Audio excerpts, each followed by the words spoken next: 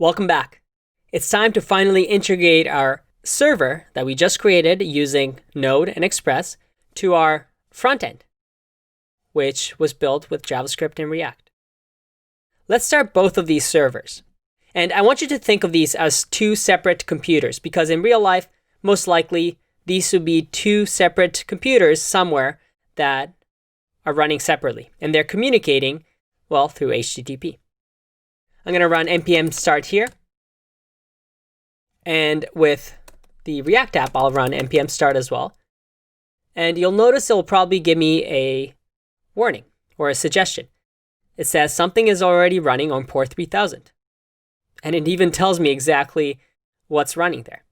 And because they're both trying to run on the same port, we can just run them on different ones. So I can change my server to run on something different than 3000, which is the default for Create React App. Or I can just say, would you like to run the app on another port? I'll click W or Y, and now it will create localhost 3001 as my front end.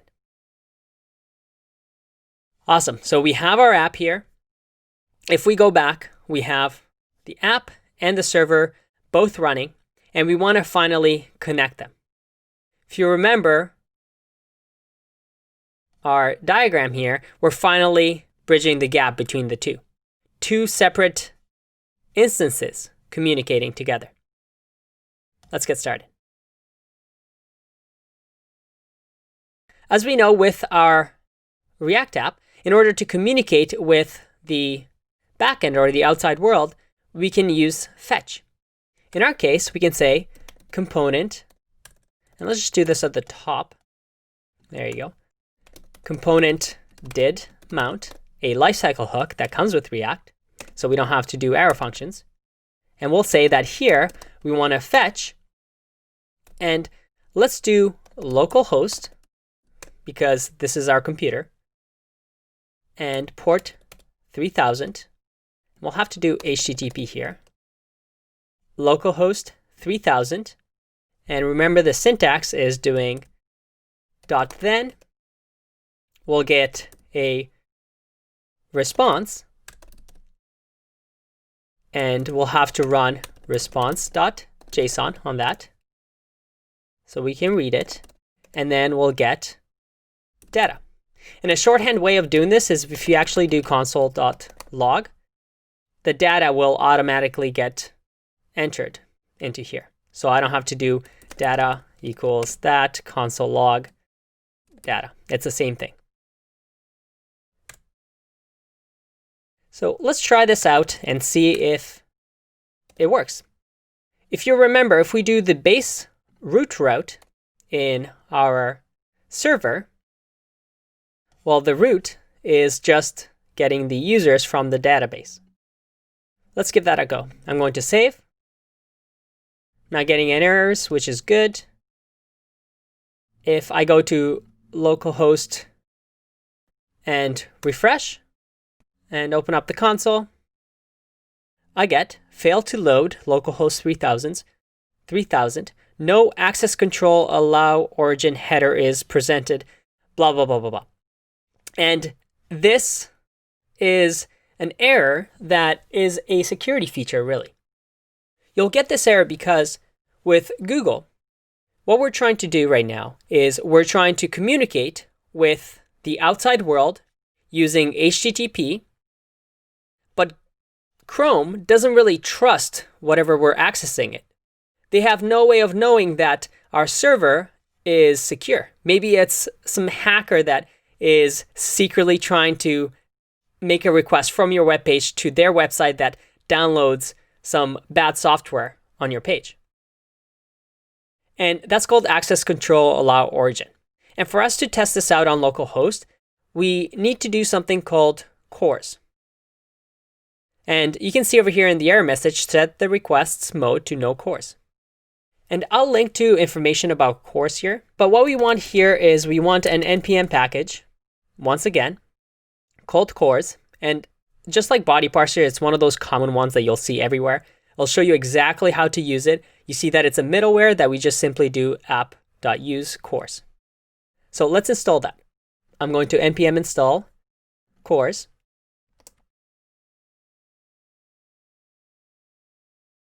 And now that we have it, we can just const cores equals require cores and simply do app.use cores. Let's save, run npm start again. Let's go back to our app, refresh. If I open up console, I get an array of 2 users. How awesome is that? It's working. So let's work on the sign-in. We're going to send the sign-in information from the front end to the back end. And the way we have sign-in set up right now, it's only going to check for John. I've minimized this so it's a little bit cleaner. It's going to check for John. And let's put back the password for now to cookies and Sally's password to bananas. I'm going to save and now work on the sign-in route. All right, now that we know that fetch is working, we're going to actually try and get the sign-in endpoint to work. So let's think about this. If we go back to our sign-in page, well, this component has 2 inputs, the email and the password, that when we click sign in, we will have to send through request body. We will have to send that to the server. The server is going to check if the user exists and then give us a response. So let's do that. I'm going to remove component didmount from the app because we don't need it anymore. And although we can create our fetch function in here in the app.js, because sign-in is its own little component, and the rest of the app after sign-in doesn't really care if it succeeded or failed, I like keeping sign-in's functionality within the component. Now, what that means is that we want to turn this into a smart component so that it has state. That is the state of input of email and password. So let's do that. Let's convert this into a class sign-in, which extends react.component.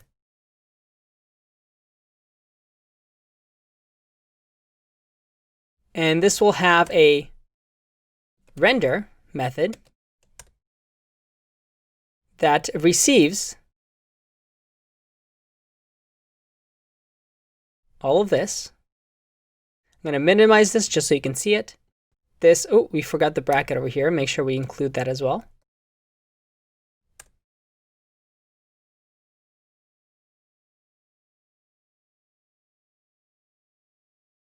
Perfect. And we want to close off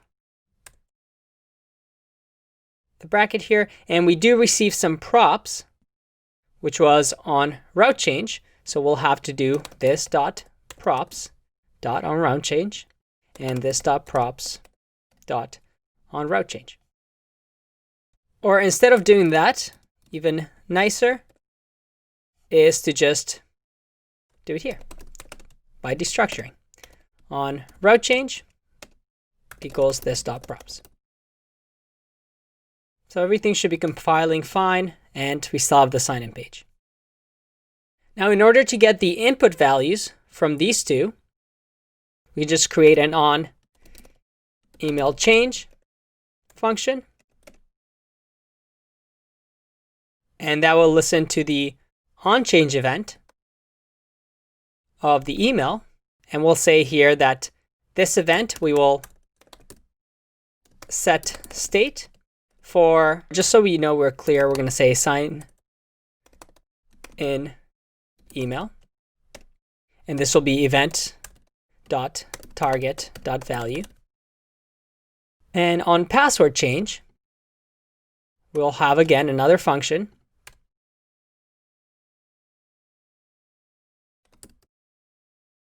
that will update a state that we'll call sign in password. And we'll need to create this state. So we will do our constructor super,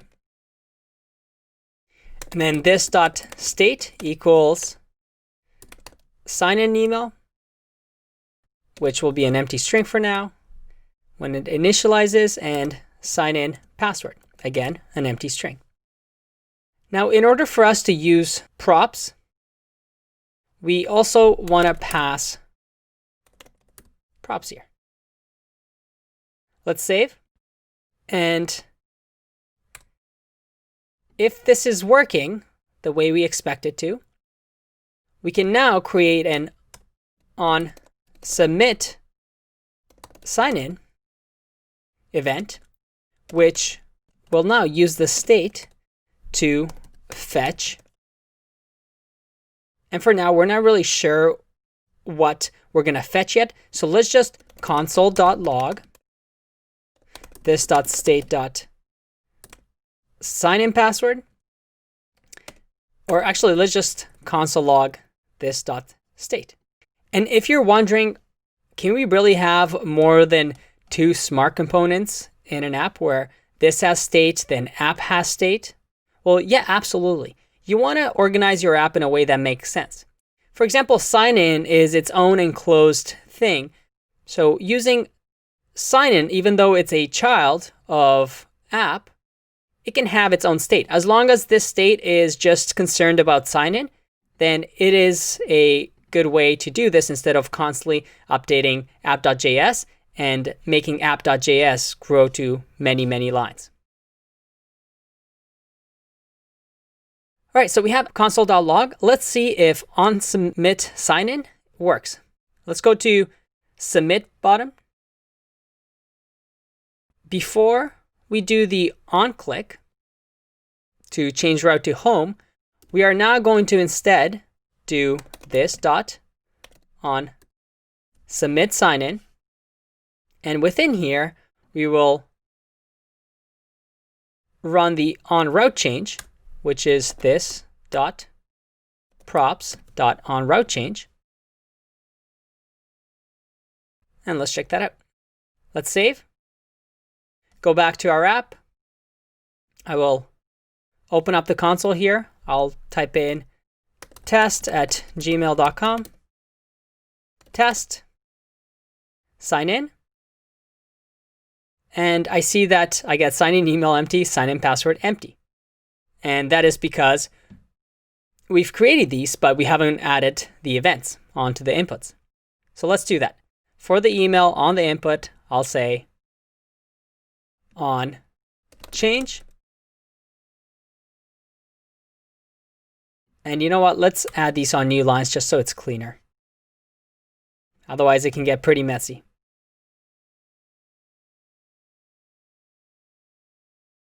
There you go. And now I can say on change, and on change will take this dot on email change because this is the email. And the next one will have a similar thing, except instead of having on email change, we'll have on password change. Let's try that out again. Test@gmail.com. Test. Sign in. All right, we have this information, which is great. Now we can send this to our server. And we can do that by simply on submit running a function, a fetch, which we've seen before, for HTTP, our localhost, port 3000, and doing a sign-in. Now, fetch by default does a GET request, but what we want to do here is a POST request, as we remember. So the way we do that is in the second parameter, we can pass an object here that describes what the request will be. In our case, we'll have a method of POST. It will have headers, And headers accepts an object. In our case, we want to say content type. And because it has this line here, we have to wrap it in quotes. And we'll say that it is application JSON. And now we will say that the body will contain what we have in the state. But remember, in order to send it to the backend, we can't just send a JavaScript object. We have to JSON.stringify the object. And the object is going to be email, which is this.state.email, or sign-in email. Let me copy that. And password, which will be this.state.pass. It'll be sign-in password. All right, let's see if that works. I'm going to save. And in here, I'm going to say john@gmail.com and cookies. If I click sign in, I get 404 not found. Let's debug this and see what happened. Well, first off, I did not spell sign in right, so let's try that again.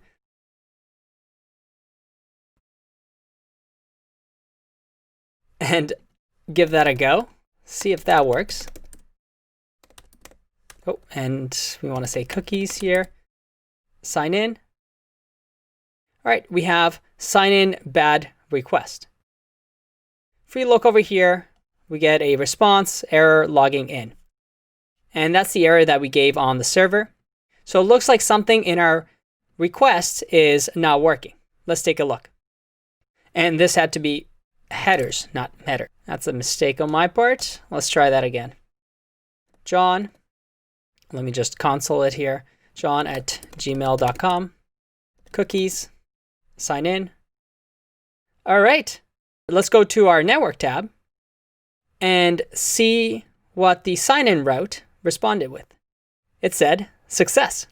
So we were able to sign in because, well, we entered John, a user that we have, according to our very simple sign-in form. However, if we want to change this to now say that response status is 400, error logging in, and if that errors to not let us sign in, well, in here, all we have to do is instead of doing on route change, we can do a .then, and remember that this .then response will have to do response.json .then, and we'll say that the data that we receive, and we'll just keep this simple here. If data equals success, which is what we receive, in that case, well, we will do a route change. Let's save that. All right, let's give that a go. If I don't enter anything here and click sign in, I get a post bad request. And if we look at the message that we receive, we have error logging in. So using this information, we can create maybe an error display here. But it's not letting us log in. In order for us to log in, we have to use our John example and make sure that our emails and passwords match. That works. Let's try that one more time. If I do John, cookies, sign in, and everything is working. We're getting no errors. Nice, this is working. All right, so we're only just using John for the users, but ideally we can actually filter through everything and make sure that it exists. Now, as I said before, we're not going to be doing this here because this is something that databases are really, really good at. But I wanted to show you how this would work with emails and passwords matching. All right, so we have sign in working. Let's also get register to work. And register is very, very similar to sign in. So in the next video, we're going to tackle that.